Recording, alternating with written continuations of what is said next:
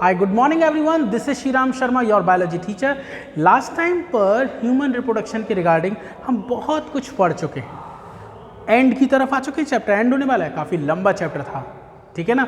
शुरू करते हैं आज का टॉपिक। आज का टॉपिक है गैस्ट्रुला स्टेज।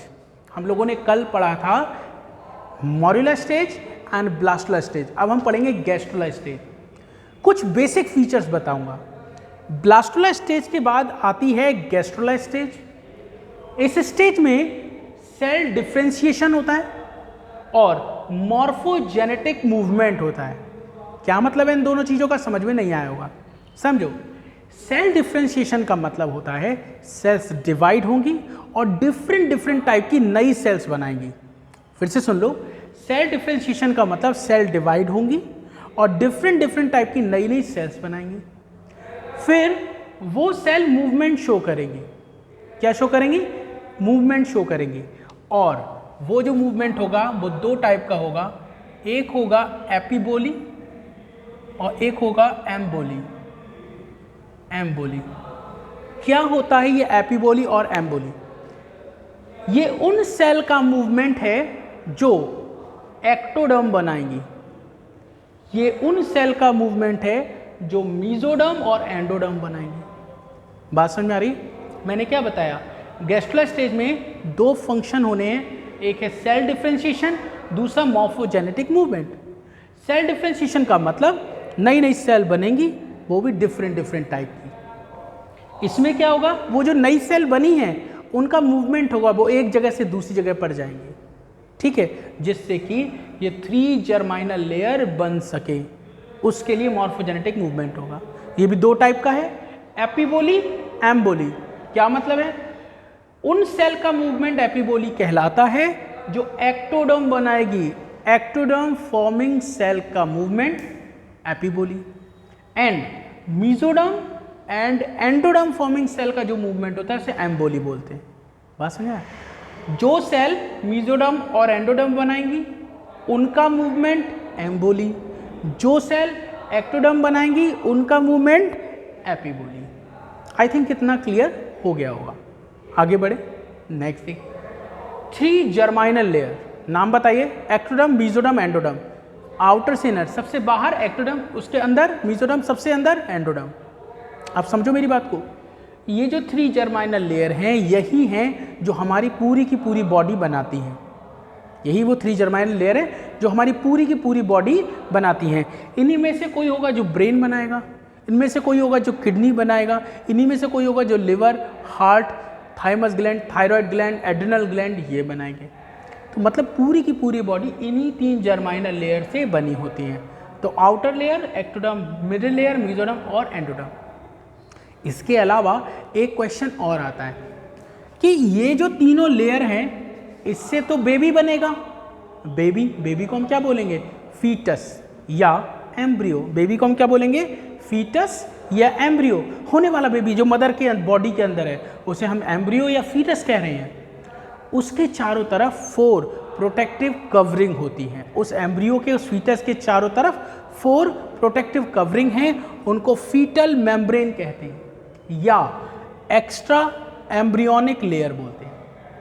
भाई या तो एक्स्ट्रा एम्ब्रियोनिक लेयर बोल दो या फीटल मेम्ब्रेन बोल दो। कितनी है? 4। क्या नाम है? Amnion, chorion, allantois, yolk sac. Amnion, chorion, allantois, yolk sac. These are the 4 layers which are known as foetal membrane और एक्स्ट्रा एम्ब्रियोनिक लेयर। इनके नाम पूछे जाते हैं। क्वेश्चन आता है जो फीटस है, मान लो ये फीटस है, ये एम्ब्रियो है, इसके चारों तरफ सबसे क्लोजेस्ट लेयर कौन सी है, जो सबसे इसके नज़दीक हो? एम्ब्रियो के सबसे नज़दीक या क्लोजेस्ट लेयर कौन सी है? तो एमनियन होती है। और सबसे बाहर कौन सी लेयर होती है? तो आप बताओगे कोरियन। सबसे बाहर कौन सी होती है? कोरियन, ठीक है। और ये पूरा का पूरा एम्ब्रियो एक लिक्विड में डूबा हुआ होता है, उसका नाम होता है एमनियोटिक फ्लूइड। जैसे ये एम्ब्रियो है, सपोज करो ये एक एम्ब्रियो है, इस तरह से, ये क्या है? एक एम्ब्रियो है। इसके चारों तरफ जो लेयर है उसका नाम है एमनियन। इस तरह से ये एमनियन होती है और इसके अंदर एक लिक्विड भरा होता है, उसका नाम होता है एमनियोटिक फ्लूइड। क्या नाम होता है बेटा? Amniotic fluid. और सबसे बाहर की तरफ जो लेयर होती है उस लेयर का नाम होता है कोरियन। क्या नाम होता है बेटा? कोरियन। तो ये होती है कोरियन और ये होती है एमनियन, और इन दोनों के बीच में यहाँ इसके एमनियन के अंदर और फीटस, ये क्या है? फीटस है। इन दोनों के बीच में जो लिक्विड होता है उसे एमनियोटिक फ्लूइड बोलते हैं। इसी में ये बच्चा डूबा हुआ होता है। अब यहीं पर एक स्ट्रक्चर होता है एलेंटॉइस और यहीं पर एक स्ट्रक्चर होता है यॉर्क सैक। ये है एलेंटॉइस और ये है यॉर्क सैक। ठीक, तो ये हो गया हमारे फीटस का स्ट्रक्चर। ये कहाँ प्रेजेंट होता है? मदर के यूट्रस की कैविटी में, जिसे हम यूट्राइन कैविटी कहते हैं। कोई दिक्कत बेटा इसमें? आगे बढ़ जाऊं? चलिए, तो ये हमने देख लिया। मैंने अभी बोला था ये जो 3 लेयर्स हैं ये पूरी की पूरी बॉडी बनाएंगे अलग अलग टाइम पर। बॉडी के अंदर जो ऑर्गन्स का डेवलपमेंट है उसको बोलते हैं ऑर्गेनोजेनेसिस। प्रेगनेंसी कितने समय की होती है? प्रेगनेंसी होती है लगभग 9 मंथ की। मान लो आज फर्टिलाइजेशन हो गया, जाइगोट बन गया, फीमेल कैसी हो गई? प्रेग्नेंट। लगभग 9 महीने 1 वीक के बाद उसके बेबी के बर्थ होगी। बेबी कितने समय बाद बर्थ होगी? 9 महीने वाले। इस 9 महीने के पीरियड को हम जेस्टेशन पीरियड बोलते हैं। इसे क्या बोलते हैं? Gestation period. और यही होता है प्रेगनेंसी पीरियड। फर्टिलाइजेशन से लेके चाइल्ड बर्थ तक के टाइम को जेस्टेशन पीरियड या प्रेगनेंसी पीरियड कहते हैं। ठीक है, इस पीरियड में 1 मंथ के बाद, जैसे ही फर्स्ट मंथ खत्म होगा उसके अंदर हार्ट डेवलप हो चुका होगा। जब सेकेंड मंथ कंप्लीट होगा तब उसके अंदर लिम्स और डिजिट्स बन चुके होंगे। लिम्स जानते हो?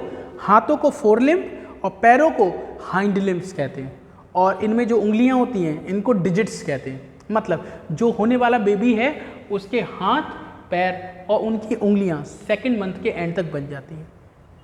थर्ड मंथ के एंड पर बॉडी के जितने भी इंपॉर्टेंट ऑर्गन हैं, मोस्ट ऑफ द ऑर्गन सारे बन चुके होते हैं। आप थर्ड मंथ कह दो या फर्स्ट ट्राइमेस्टर कह दो, और 3 महीने में कितने हफ्ते होते हैं? 12 हफ्ते, 12 वीक्स, कुछ भी कह दो। 3 मंथ के एंड पर या फर्स्ट ट्राइमेस्टर के एंड पर या 12 वीक्स के एंड पर ये ज़्यादातर ऑर्गन बन चुके होते हैं। अब बहुत इंपॉर्टेंट चीज़ पर आ गए हम लोग। क्वेश्चन आता है 5th मंथ के एंड पर क्या होगा? तो देखो, हेड पर हेयर्स डेवलप हो चुके होंगे और यही वो समय है जब पहली बार मूवमेंट शो होगा। आपने देखी है 3 idiots, all is well, all is well, all is well. वो जैसे ऑल इज वेल बोलता है वो कहता है बेबी लात मार रहा है, पैर मारता है ना, वो क्या है? वो एक तरह का मूवमेंट है। बेबी का मदर के यूट्रस में मूवमेंट है। फर्स्ट टाइम मूवमेंट कब अपीयर होगा? 5th मंथ के एंड पर। नेक्स्ट, जब 6ठा महीना कंप्लीट होगा तो बॉडी पर हेयर बन चुके होंगे, आईलेट सेपरेट हो चुकी होंगी और उन पर आई लैशेस बन चुके होंगे। आईलेट जानते हो क्या होती हैं? देखो ये वाला हिस्सा, जैसे आंख जिससे बंद हो गई इसको आईलेट कहते हैं। शुरुआत में ये आईलेट जो होती है कंप्लीट होती है, एक ही होती है, बाद में यहाँ से सेपरेशन होता है और ये आईलेट दोनों खुल जाती हैं। अब ये अपर आईलेट है, ये लोअर आईलेट है। ठीक है, ये दोनों आईलेट पहले जुड़ी हुई होती है, बाद में ये सेपरेट होती हैं। और यहाँ पर ये बाल जो दिख रहे हैं, हेयर दिख रहे हैं यहाँ पे आईलेट पे, इन्हें आई लैशेस कहते हैं। ठीक है ना? तो आप क्या बताओगे? 6th मंथ के एंड पर आई लैशेस बन चुके होते हैं और 9th मंथ के एंड तक बेबी फुली डेवलप हो जाता है। आप क्या लिख सकते हो?